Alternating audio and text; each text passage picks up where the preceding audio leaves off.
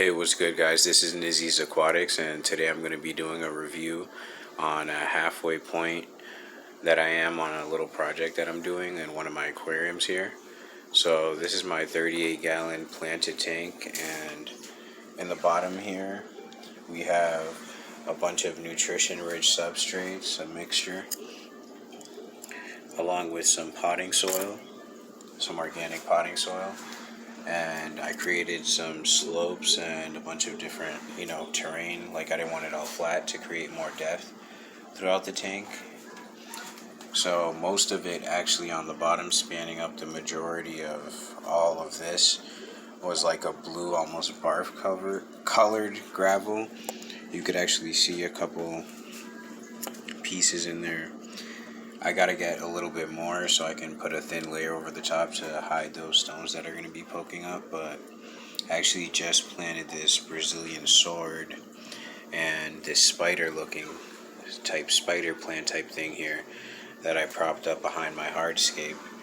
And I started to scrape off some of the stuff off the leaves here, but my ghost shrimp seem to like it. I have about 30 of them in here, and I have them in here with a male Betta, and they don't seem to mind. Like, he doesn't bother them at all, as opposed to when I have female Betta, they always tend to bite and kill the shrimp. But they're all over the tank right now just because, he doesn't bother them at all. So all the way spanning up across here, I have this plant right here, and I like the way it kind of droops over here. I'm not exactly sure what this is in this corner right here on the slope, but my plan is to put about 3 or 4 more bundles up against that layer right there, and then just leave that like that and leave the gravel that color. Because what I'm going to do is I have some carpeting plants coming. I have about 72 aquatic plant seeds coming in the mail that I've been waiting for forever from Wish, but I plan on carpeting all of this right here and all of this over here, and leaving about an inch away from the hardscape over in that section in a pathway of gravel like that coming up towards the front, and not letting that carpet, and then possibly tossing a merino moss ball right in the indentation of the hardscape right there. But this is my thermometer right there, and my heater filter. I just had it running right now on high because when I popped these in right here, I disturbed a lot of the substrate on the bottom, so I had a lot of debris floating around. But my water usually maintains about this color because I like to use this Fritz dark water almond leaf extract right here, and I'm actually running out. I have to go grab some more, but I like to incorporate that in my breeding program, and it's really good to condition the Betta and the shrimp actually. But I also have right up top here some mystery floaters that I got along with the plants. They were just in the bag, and the guy at the store wasn't sure what they were, but I'm guessing that it's a giant duckweed, but somebody told me that it looks like Amazon frogbit to them. But spanning across this way, I'm thinking of putting some Oko stone, maybe as well as spiderwood coming out of there, stretching out. I have some guppy grass coming in, which I'm going to be placing right in that back corner piece. And I'm going to be planting it right there, and then I'm going to take a piece and I'm going to let it float in this corner up right here. So I'm really open to any kind of plant. I just want like the whole jungle feel.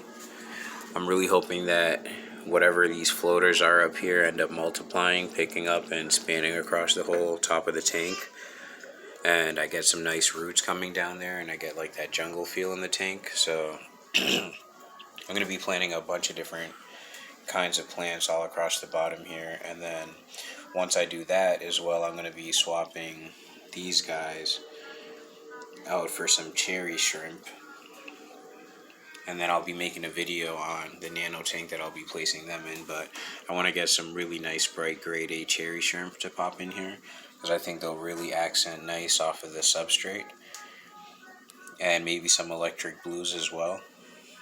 But once I do that, then I'm also gonna, once I breed this guy right here, this is my male galaxy koi half moon plakat, and his name is Pierre. I named him after the producer tag. Yo, Pierre, you want to come out here?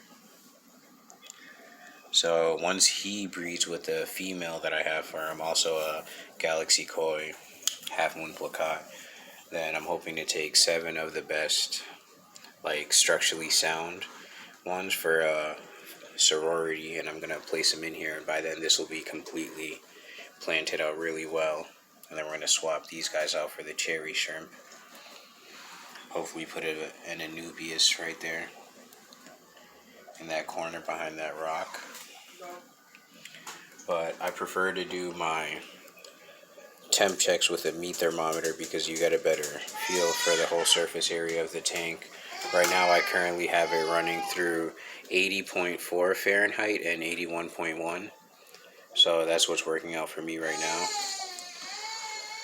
And yeah, I'm open to any more suggestions. If anybody has any good ideas for any plants or any different hardscape or aquascape that I should be doing in here, please let me know in the comments down below. And that's pretty much it for now.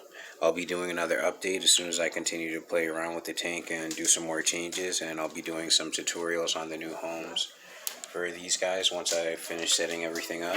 So if you like the video, please check out the other ones that I have, and like, subscribe, and turn on the post notifications so you can be notified when I drop a new video. Thanks for watching. This is Nizzy's Aquatics, and I'll see you guys next time.